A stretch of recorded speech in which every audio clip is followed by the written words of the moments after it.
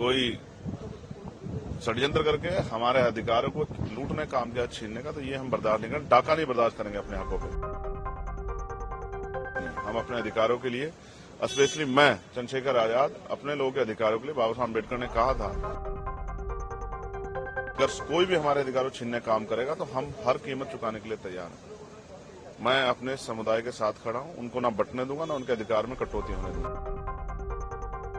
मानव की कितनी हितैषी है केंद्र और यूपी की सरकार और तमाम सरकारें बीजेपी की, इसके से छिपावा नहीं। वो ठीक नहीं है और यूनाइटेड होना चाहिए जितने एससी वर्ग के, एसटी वर्ग के लोग। देखिए, मैंने जिस दिन ये ऑर्डर आया था उसी दिन अपना पक्ष रख दिया था। पहली बात, एससी एसटी का जो रिजर्वेशन है उसका आधार आर्थिक नहीं कि उसमें क्रीमी लेयर या वर्गीकरण किया जाए। उसका आधार जो है वो अनटचेबिलिटी है, छुआछूत है, भेदभाव है, जातीय उत्पीड़न है। तो सर्वोच्च न्यायालय को हमारी फिक्र, ये बहुत अच्छी बात है, लेकिन सर्वोच्च न्यायालय को सबसे पहले उन्हीं के ऑर्डर के अकॉर्डिंग जातिगत जनगणना करानी पड़ेगी, फिर उसके आंकड़े जुटाने पड़ेंगे, उसके आर्थिक आंकड़े भी जो है जारी करने पड़ेंगे, तभी वो इस चीज सब चीजें कर सकती है। तो उनको करना पहले चाहिए। अगर वो दलित वर्गों के इतनी हितैषी हैं तो उनको सब सारा बैकलॉग भरवाना चाहिए और जातिगत जनगणना के ऑर्डर सरकार को देने चाहिए। अगर एससी एसटी एकजुट रहेगा तभी अपनी लड़ाई लड़ पाएगा।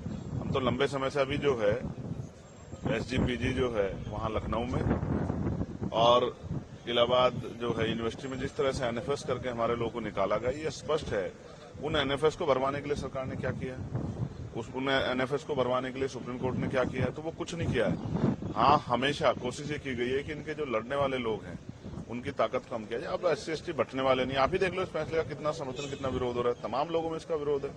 तो हम स्पष्ट है कि हम अपने लोगों को बंटने देंगे और हमें अपने लोगों की चिंता है। इसलिए हमने स्वतः जो है 1.5 साल पहले मांग की थी कि जिन जातियों को अवसर नहीं मिला है उनको उनका आरक्षण बढ़ा के 15% शेड्यूल कास्ट को मिलता है और 5% बढ़ा के उन बाकी जातियों का आरक्षण देने की व्यवस्था सरकार करे। ये 1.5 साल पहले हमने लखनऊ पीसी करके कहा था और दिल्ली में भी। और जो ओबीसी की वैसी जाति है उनको भी जो है 15% अलग से रिजर्वेशन देने का काम जो है 27% से अतिरिक्त सरकार करे, लेकिन कहाँ सुना, सुप्रीम कोर्ट ने भी नहीं सुना। तो जब आप ईडब्ल्यूएस 10% दे सकते हो तो आप जो है 5% शेड्यूल कास्ट के लोगों को बढ़ा क्यों दे सकते?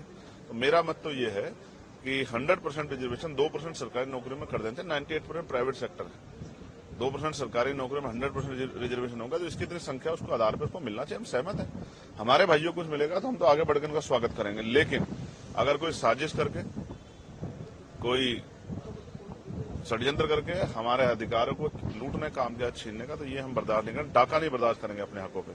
इसके लिए चाहे सरकार से जो है अध्यादेश लाने की बात हो, चाहे सुप्रीम कोर्ट में जो है रिपिटिशन दाखिल करने की बात हो, या मैं आज सारे मेंबर ऑफ पार्लियामेंट जो शेड्यूल कास्ट शेड्यूल ट्राइब के हैं या जो सामाजिक न्याय को मानते हैं उन सबसे चर्चा करूंगा और बहुत जल्द जो है एक बड़ा जो है हम अपना इस संघर्ष का स्वरूप सरकार और सुप्रीम कोर्ट को दिखाएंगे। हम अब पीछे हटने वाले नहीं। हम अपने अधिकारों के लिए, स्पेशली मैं चंद्रशेखर आजाद, अपने लोगों के अधिकारों के लिए, बाबा साहब अम्बेडकर ने कहा था कि जब मेरे हित में और देश हित में टकराव होगा तो मैं देश की तरफ रहूंगा, लेकिन जब मेरे समाज के हित में और देश हित में टकराव होगा तो मैं समाज की तरफ रहूंगा। मैं फिर आज कहता हूं कि अगर कोई भी हमारे अधिकारों छीनने का काम करेगा तो हम हर कीमत चुकाने के लिए तैयार हैं। मैं अपने समुदाय के साथ खड़ा हूं, उनको ना बंटने दूंगा, ना उनके अधिकार में कटौती होने दूंगा।